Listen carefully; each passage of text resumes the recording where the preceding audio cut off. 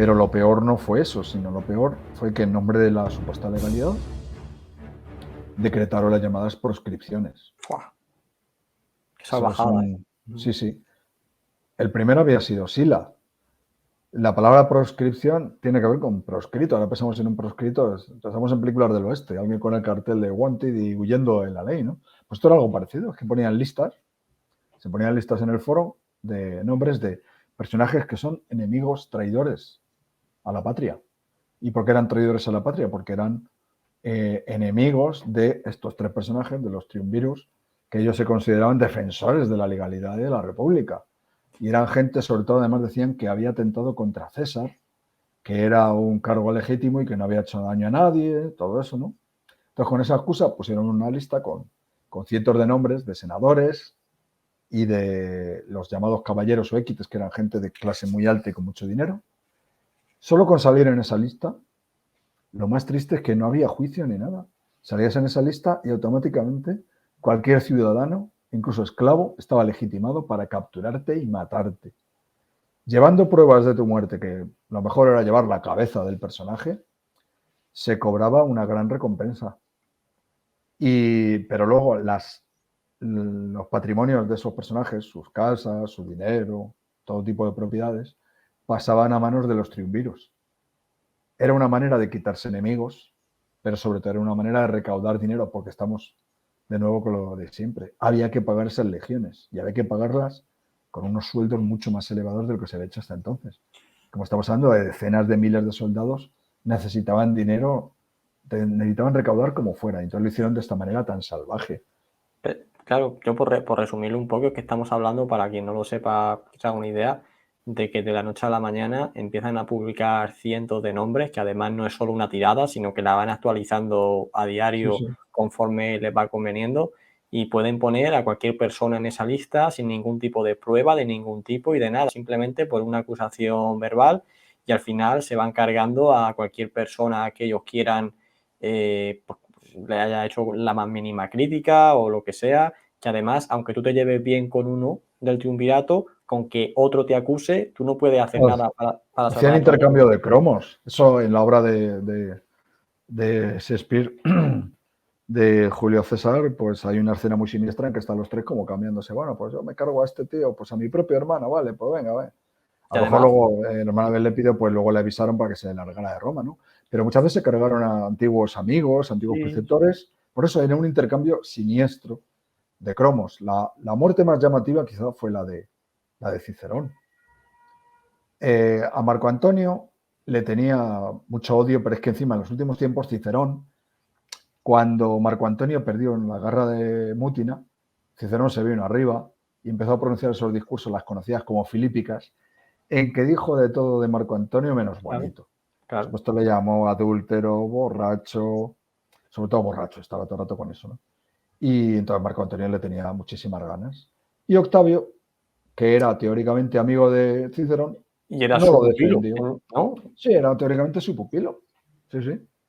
Y que sentía cierta admiración intelectual por él, pero bueno, le convenía y le entregó. Cicerón estaba avisado en el libro, pues cuento un poco todos los últimos días de Cicerón, porque son una película, cuando ya tenía más de 60 años y además tampoco era un hombre de acción, pero qué manera de huir es ir hacia el mar Sí, con su sí. hermano, llevado por esclavos en litera, por lo menos montate en un caballo y ve al galope, ¿no? En una litera. Y luego encima paraban, ay, qué hambre tenemos, ay, qué... Y el hermano, joder, pero ¿cómo nos vamos a ir? ¿Cómo voy a dejar mi casa? Los dos llorando, abrazándose. Bueno, el hermano volvió para atrás, se lo cargaron con el hijo Sí. también. Cicerón montó en barco, estamos a finales de año, se mareaba, claro, imaginamos con esos barquitos de nada, las olas del mar, bueno, el tío volvió varias veces atrás y al final, claro, como no huyó lo bastante rápido, lo encontraron los emisarios de Marco Antonio y bueno, pues hay diversos relatos, pero en uno de ellos lo pillan en la litera y él mismo cuando comprende que va a morir asoma el cuello por la litera para que le corten la cabeza lo más rápidamente posible. Y es bastante salvaje porque le llevaron la cabeza. O sea, es curioso cómo, esto me gusta contarlo porque como una civilización tan refinada, por un lado, tú ves el arte romano, lees la poesía romana de la época de Catulo, de Tibulo, luego de Horacio, y ves un grado de refinamiento de los sentimientos que nos recuerda mucho a nuestros días. Pero luego hay un salvajismo que, claro, que a lo mejor también lo podemos ver en nuestros días, en cualquier guerra que se desata. Pero coger la cabeza y las manos de Cicerón y clavarlas en la rostra, el lugar donde se suben los oradores a hablar, una cabeza ahí, en un país supuestamente civilizado. Antes de eso, la cabeza se la habían llevado a Marco Antonio, que la había tenido en su mesa mientras cenaba, y se cuenta que la esposa de Cicerón, Fulvia, que había sido ofendida también por, o sea, la esposa de Marco Antonio, le abrió la boca y se dedicó a clavar alfileres en la lengua. Ya no sé si son los típicos detalles gore que añaden los cronistas, pero a los romanos no les salía de ojo porque esas atrocidades se llevaban a cabo. O sea, en estos años los romanos a veces demostraron lo peor de sí mismos, la verdad. Pero una pregunta, porque, bueno, al final una de las cosas más importantes de cargarse gente era quedarse con todo su dinero y con todas sus propiedades, y me hace gracia, ¿no? Porque comentas cómo al final, claro, es que empezaron a matar a la gente más rica de Roma, que en teoría tiene poder, porque son ricos y tal, pero entonces se quedaban con sus propiedades con la idea de venderlas y sacar dinero, pero claro, a ver quién era el listo que compraba alguna propiedad, porque eso era sinónimo de que tenía dinero, por lo Claro, cual, con lo en cual, cuanto alguien alardeaba de dinero o lo que sea, al día siguiente, en la lista, pum, muerto. claro, eso les falló. Se quedaron cortos en cientos de millones de sestercios. Primero porque, claro, si tú metes de pronto un montón de propiedades inmobiliarias en el mercado, revienta los precios, bajan, aumenta la oferta, baja la demanda. Por otro lado, lo que dices tú, a ver quién llegaba a comprar algo, porque dicen, este está forrado de pasta. Claro. Entonces cobras el dinero y luego lo proscribes ahí y lo vuelves a cobrar otra vez. Eso no funcionaba.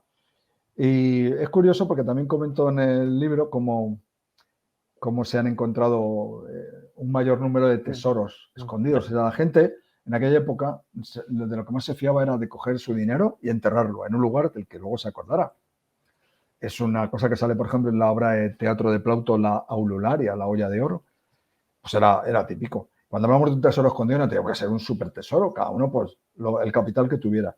Y se han encontrado mucho más de esta época. Y luego hay textos de Cicerón que demuestran que el dinero se estaba escondiendo, la gente se retraía. Cuando hay miedo, como ahora mismo pensando en una posible recesión, la gente deja de consumir. En aquella época lo que hacían no es que dejaran de consumir ni nada, es que lo escondía bajo tierra. Y como ya digo, hay pruebas de este asunto, con lo cual no consiguieron tanto dinero como querían. Al año siguiente, cuando ya empiezan a levantar las proscripciones, lo que hacen es seguir cobrando impuestos a lo bestia. Guay, Consiguen incluso que las mujeres que por lo menos tenían el privilegio de no pagar estos impuestos, a las mujeres más ricas de Roma que tenían sus propiedades, les quieren cobrar pues una porción tremenda de su patrimonio, con lo cual las mujeres llevan a cabo a finales del año 43 una de las primeras manifestaciones feministas. Van al foro y se presentan ante los triunviros y les hacen que se avergüencen de su conducta, porque claro, lo que no se atreven ellos es a hacer asesinar a decenas, cientos de mujeres. Al final se tienen que echar para atrás con esa norma y no logran recaudar tanto dinero como querrían. Pero es que, claro, ya entramos en el año 42 cuando ya dicen hay que ir a la guerra contra Casio y Bruto. Pero una pregunta, que ¿tú consideras que esta lista de proscritos tenía más sentido recaudatorio 100% o porque de verdad se querían vengar de la gente y eliminar enemigos? O una Yo mezcla. creo que había un poco, digamos, 50%. Hay que pensar que Octavio, como digo, era un muchacho muy listo y muy frío. Él había visto una cosa. Después de la guerra civil, al triunfar César, había perdonado a muchos de sus enemigos. Bruto y Casio, por ejemplo, habían combatido contra él en la guerra civil. Los había perdonado y les había dado cargos importantes. Eran pretores. ¿Cómo lo habían recompensado? Pues asesinándolo. Había también antiguos amigos, Décimo Bruto, que a estas alturas había perdido la guerra y desaparece en circunstancias curiosas. Décimo Bruto ha sido amigo de César, pero es que los otros no, los otros eran enemigos perdonados. Entonces, Octavio debía darse cuenta de que los enemigos no había que perdonarlos. Ahí debió seguir el ejemplo de otro antiguo dictador, el primero que hizo proscripciones, Sila. Ese no dejó, cuando ese se retiró de la dictadura, y yo creo que uno de los motivos, y se fue a vivir al campo tranquilamente, porque qué enemigo suyo había quedado con vida, se los había cargado a todos. Entonces Octavio debió pensar algo similar. Yo no voy a dejar enemigos vivos. Y Marco Antonio y el otro también espabilaron. Dijeron, la clemencia no es conveniente. Mira el Sí. ejemplo de César. Claro, pero es que esto por un lado, si tú te empiezas a cargar a toda la gente con poder, al final sí, van muriendo todos tus enemigos, pero te vas creando más y más y más y más y antipatía, pero sí que le supo ganar, por así decirlo, al pueblo llano. Lo que pasa es que al pueblo llano también le metía impuestos, o sea que al final es lo que yo No, digo, pero que esto en realidad es que el pueblo llano, tanto en la guerra anterior, o sea, el pueblo llano sufría las consecuencias de la guerra, pero quizá no tanto como idea, ¿no? No existe el concepto este de guerra total, que quizá pues aparece más a partir de Napoleón y demás. A no ser, a ver, si una ciudad era tomada por el enemigo, las consecuencias eran terribles. Pero si las batallas se libraban lejos de Roma, por ejemplo, pues la gente de la ciudad tampoco sufría tanto, porque a los pobres no les hacían pagar impuestos. En general, porque no tenían ingresos suficientes como para pagarlos. Tampoco había un impuesto sobre la renta, aunque empezaron a dictar impuestos curiosos sobre las tejas. O sea, curioso, ¿no? Según el número de tejas que tenga tu casa, eso en el fondo está diciendo más o menos cuántos metros cuadrados tiene. Pues por sí, las sí, tejas pagabas, ¿no? Pero claro, estamos hablando de gente que es propietaria. En Roma había una cantidad enorme de ciudadanos que vivían de alquiler en las llamadas ínsulas, en grandes bloques de apartamentos. A esos procuraban hacerles un poco pues la rosca con repartos de claro. dinero, lo que fuera. O sea, digamos que la lucha afectaba sobre todo a los más poderosos. Aunque seguramente, ya digo, hubo momentos en que el pueblo de Roma ya estaba ocurriendo, entonces empezaba a sufrir mucho, que tampoco podemos entrar mucho en ello, pero hay otro personaje que es Sexto Pompeyo, el hijo de Pompeyo, que se había hecho fuerte primero en Hispania y luego se convierte en una especie de rey pirata. Se apodera de las islas por las buenas, de Sicilia, Córcega, Cerdeña. Ahí tiene una gran flota y con esa flota corta mucho del suministro de barcos que llegan con trigo a Roma. Roma, que tenía ya por entonces casi 1 millón de habitantes, necesitaba recibir trigo constantemente. Y no le bastaba con el de Italia. Recibía trigo del norte de África, del actual Túnez, de Sicilia y del lejano Egipto y de otros lugares, incluso de Ucrania, que no se llama Ucrania, claro. Todo eso se podía cortar por alguien que tuviera una flota poderosa, como era el caso de Sexto Pompeyo. Y él lo hacía en una manera de presionar, en la que ya se había pensado, su padre Pompeyo ya lo había pensado en su momento. Hacer que el pueblo de Roma pasara hambre, es algo bastante cruel, para que se rebelara con los que estaban gobernando en Roma.